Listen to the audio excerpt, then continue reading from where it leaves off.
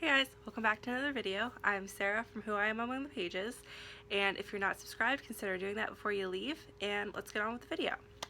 So, happy May.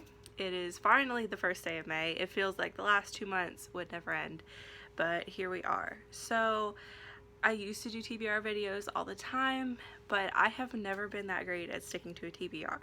Luckily this year, I think it's with having to know that I have certain books I have to read for school.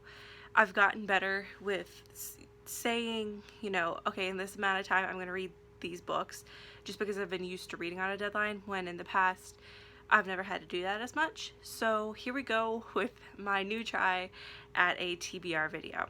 So first up is a book I'm already reading. So I am reading it in the month of May, and I am going to count it even though I started it in April. And that is The Dream Thieves by Maggie Stiefvater. I am 210 pages into it, and so far it's okay. Like, it's not my favorite book. I read the first book in this series. This is the second book in the Raven Cycle series. I read the first book, The Raven Boys, back in probably mid to late September, early October. And it was okay. It wasn't really my favorite book either.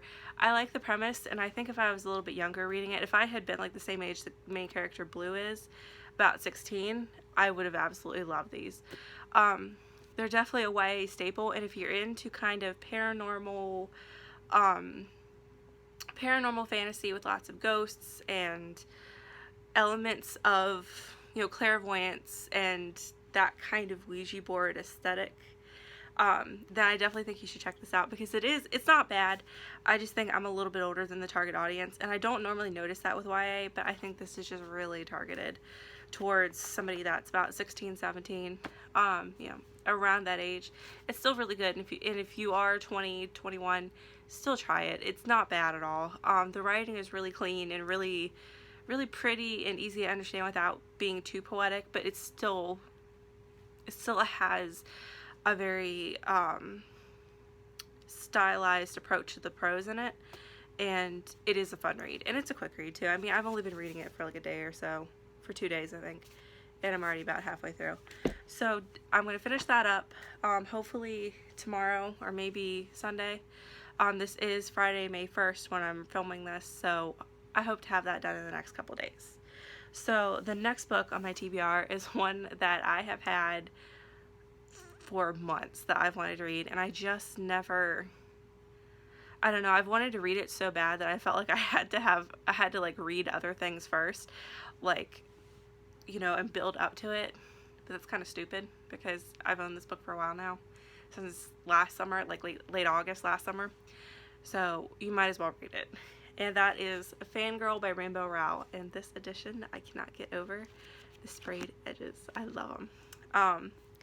This is the story of a girl Kath, going away to college. She's a big fan of this Simon Snow, and it's her story getting used to the college life, which is a huge adjustment, and I do like to see books addressing that, because, you have so many high school stories, and for the large part, high school experiences are all very similar, but college experiences vary so much, because you don't know how you're going to handle being away from your parents for the first time.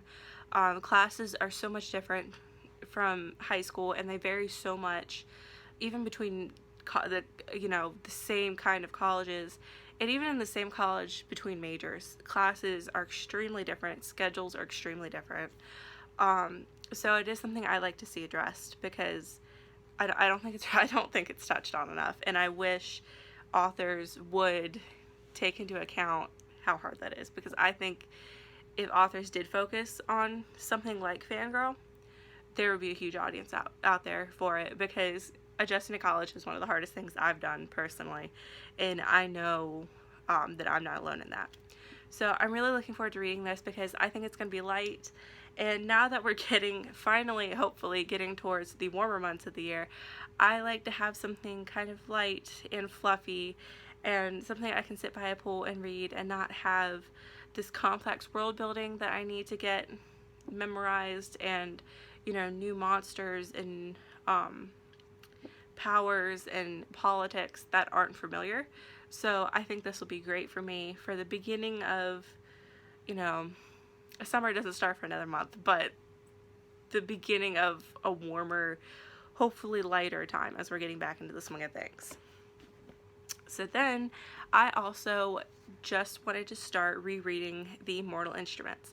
I have read them before. I started them when I was in the 8th grade, and I read like a book a year throughout high school, and well, not quite a book a year, but so I finished them up about halfway through my sophomore year of high school, and then I didn't read any of the other Cassandra Clare books. I have some others. I have The Infernal Devices and the first book in the Dark Artifices, and I got for my birthday the Chain of Gold, and I do want to read them, but I don't remember enough of the original plotline of the Shadowhunters world to go on with the story and understand it as fully and as well as I feel like I should. So I don't have these physical books. I have them on Kindle, but I'm going to reread City of Bones and City of Ashes. And those are, City of Bones is the first book.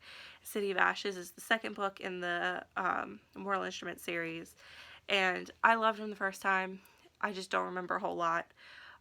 So I'm really looking forward to reading these. And, you know, when I read them the last time, I think I finished them in like 2-3 days a piece, so I'm really looking forward to them because I remember absolutely loving them.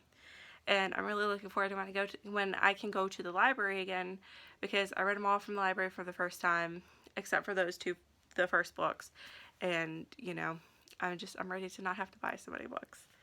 And then the last book, my TBR, is one that I've seen other people talking about, and I was so lucky to be able to get a signed copy of, and it just really seems like something I'm going to enjoy. Is American Royals by Catherine McGee. I read at the very beginning of the year Red, White, and Royal Blue by Casey McQuiston, and I absolutely loved it. It was so much fun, and it was so different from anything I'd read for a while. I loved like the alternate history politics. I love the characters, and I don't really want to say a whole lot because I don't want to spoil it. I want everybody to go and read that because it is just a masterpiece. I mean, I blew through that book. And I've heard a lot of people say that this reminded them of Red, White, and Royal Blue because it does take place in another alternate history universe where George Washington, when we won the Revolution, was offered a kingship, offered a throne, and he took it. And this is, I think, supposed to be in the modern day, around our time, and these are his descendants that are now princes and princesses. And from what I understand, this is just a fun, you know, political romance, and I'm really looking forward to it because I think it's going to be something that, again, is fairly light and perfect for this time of year. So, thank you for watching. Coming up soon, I'm working on getting my thoughts together for a House of Earth and Blood review, but there's just so much to discuss with that book that I'm trying to take my time and really get my thoughts together and organize them because I'm not the most organized in videos. Because I want to make sure I address everything about the book. You know, some of the controversies that have come out, and you know, all around she's kind of, like I said before, she's kind of a controversial author, and I want to make sure that I really do it justice because it is an 800-page book. 799, sorry. It is a 799-page book, and it does deserve a very in-depth review.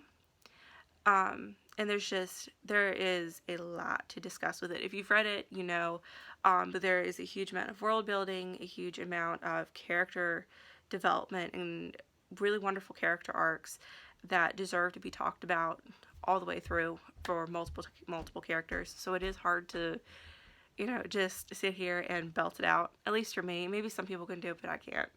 I'm also getting together my thoughts to do a review on Eliza and Her Monsters by Francesca Zappia, because, you know, although that is like, I think that book was like 400 something pages, correct me if I'm wrong, but it is a wonderful book, and although there's not as much content-wise as there was in Crescent City, or House of Earth and Blood, whatever you want to call it, I do think that also, because of what the content was, deserves a very in-depth review.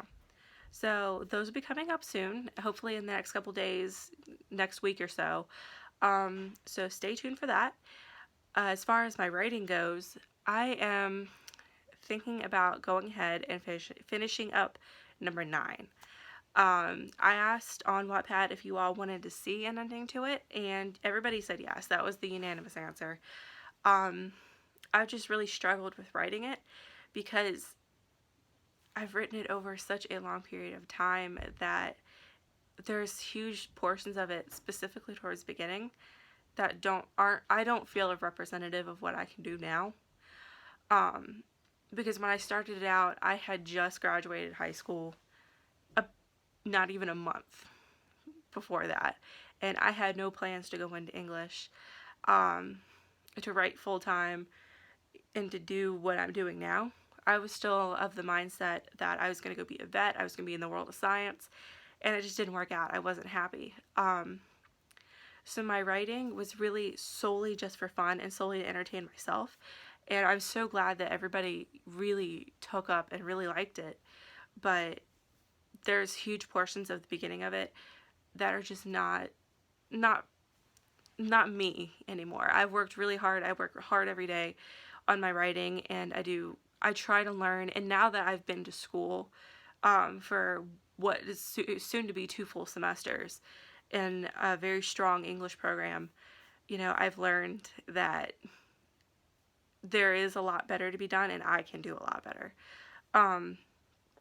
So I think what I'm gonna do is just go ahead and like regurgitate the rest of it, just finish it up, and then step away for a second and go back to working on my main project, which is my traditionally published book that I was talking to you all about yesterday. And then come back and clean it up and rewrite it, go through the several drafts, because that's another thing. When I started writing that, I was under the impression that you wrote a book, you send it away, so you send it away to a publisher. If they wanted it, great, that was the book. I didn't realize that sometimes authors went through 10 drafts before a book was published. So I wrote that with the mindset that that's what it was. Like, it was never going to be touched again. Once each chapter was published, that was it. So there's huge plot issues. There's huge plot holes in it. It's kind of horrible. I'm glad you all love it, and I'm working hard on getting it up to where I think it should be.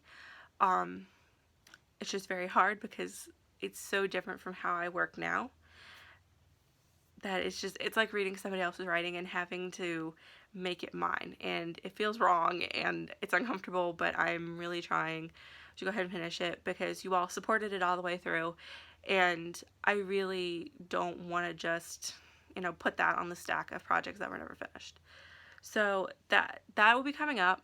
It will be finished relatively soon. I'm working on plotting out, rereading it, because it's been a while since I've worked on it. Rereading it, finding out what needs to be tied up and how things need to tie together.